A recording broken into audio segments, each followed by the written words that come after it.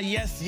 The sight we'd like to see will continue to see for years to come in Orlando because Paolo Banchero has agreed to a 5-year supermax extension with the Magic. It's worth up to $287 million. He's an all-star and coming off the best year of his career, averaging just under 26 points and 7.5 rebounds per game. The new deal will take him to 2029-2030 season, and he also gets a player option for the 2030-31 season. When he's good, the Magic are good. And Paolo's up there with one of the best we've seen in Magic history. Over the first 3 seasons of his career, just trailing only Shaq for the most points per game at 22.4. So load it up. Let's get it going, Orlando, because we are doing the thing. And that thing is welcoming in our very own Ashley Nicole Moss, because we have a whole lot of basketball to talk here about my Magic. I love the deal for Banchero, Ashley, and your thoughts are what? You're not going to sing the song, are you? Do you want to sing the song? We would love to hear it from you. I absolutely do not want to sing the song. I absolutely do not. I had Dwight Howard sing the song, though, when I interviewed him. That was funny.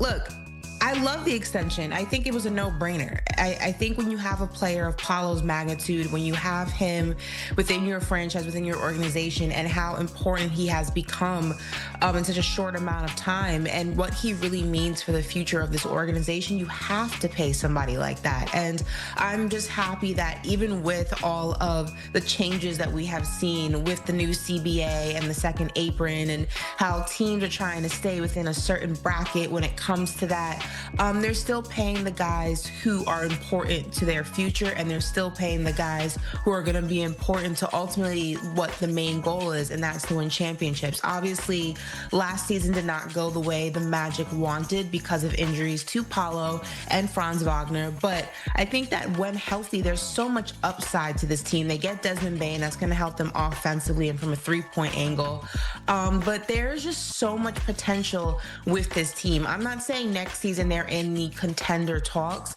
but I think with how open the Eastern Conference is going to be, as we know, the news came out that Tyrese Halliburton's not going to play next season. The jury is still out on Jason Tatum and what his rehab ultimately, how that progresses. The East is wide open, and I think we're going to see a lot of these younger teams really be able to find their footing and get into a groove and get a little bit more swag and more confidence in what they can be in that conference. And I put the Orlando Magic in that conversation. So the Magic, of course, while they stay young over in LA, let's just say they still are old because they have Kawhi and Harden next season. But it seems like Lawrence Frank, the brass there for the Clippers, trying to add some pieces here. Chris Paul, maybe a reunion. Bradley Beal, who's looking to get that buyout. What do you think of those two possibly landing there with the Clippers? Well, I think Chris Paul's a great option. Now, here's where it gets interesting, because he has said that he wants to start, or allegedly wants to start. That's going to dwindle his options because he's not starting in Los Angeles. But we do know that he has spoken about how difficult it's been to be away from his family most of his career. And his family is based in LA, so maybe that would supersede his desire to start. As we know, it also came out recently, I believe he was at Fanatics Fest or one of those conventions, and he said, look, this is going to be probably my last year playing. So with all of those things kind of combined in the pot, I think Los Angeles would be great for him. Obviously, we all remember Chris Paul with the Lob City Clippers and how that team just didn't manifest into what a lot of people thought on paper they should. But I think the Clippers would be a great spot for him.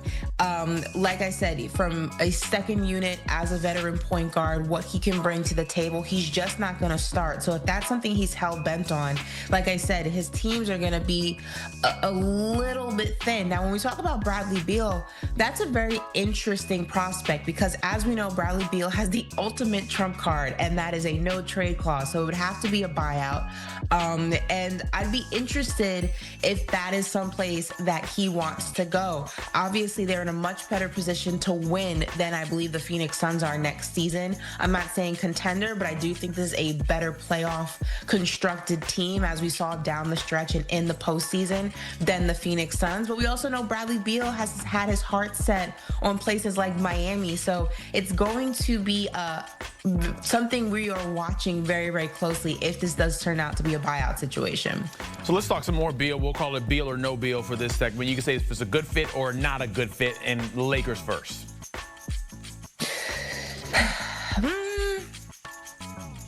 I'd say good fit because Lakers need all the help they can get.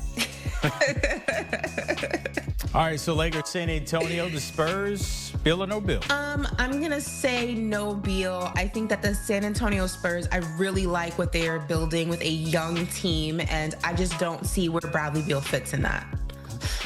How do you feel about the fit with the Bucks? Beal or no Beal with what they've got going on? Maybe make Giannis happy. It doesn't really matter what you do with Giannis. He's 1 foot out the door anyway. And I don't think that Bradley Beal wants to go to Milwaukee. Again, I think if he gets bought out, he's going to want to go someplace a little bit warmer than that. But when you talk about the Milwaukee Bucks, I just feel like, look, this is the reality of the situation. They're doing everything they can to appease Giannis, which I'm not mad at. Everyone needs a relationship like that.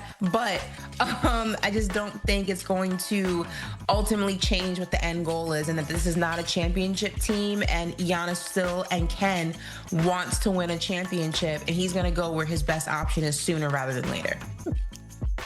All right, the Celtics, does it make any sense there? I mean, we know Tatum, as you mentioned, is recovery. Yeah. You don't know what that looks like, even if you do have a JT or JB there.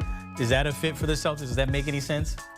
The Celtics are interesting because it would be a very short-term situation, right? You're not going to the Celtics that are in a position to win a championship next season.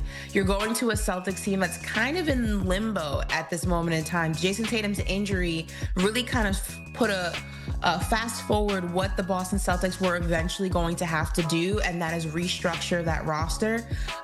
So for me, I don't see Bradley Beal kind of going back to the East Coast for a situation that isn't what we know when we think of the Boston Celtics. I think realistically, outside of Miami, who has just always been on his list, I see him wanting to go someplace where he can actually possibly contend or at least be in a position to go deep into the playoffs. And as great as the Boston Celtics are and as great as Jaylen Brown is, I think they're really going to struggle without Jason Tatum next season. And I just don't see any player who's not of a particular age, like an Al Horford or someone towards the end of their career, wanting to do that. So, Ashley, forget the Heat. You know, we don't need to talk about them, because what I'm curious, is it Beal or no Beal with the Orlando Magic? We need shooters. He's a shooter. He could be the perfect fit as Brandon turns in his chair. Like, I need him to be locked in just like you are. Hard in my back.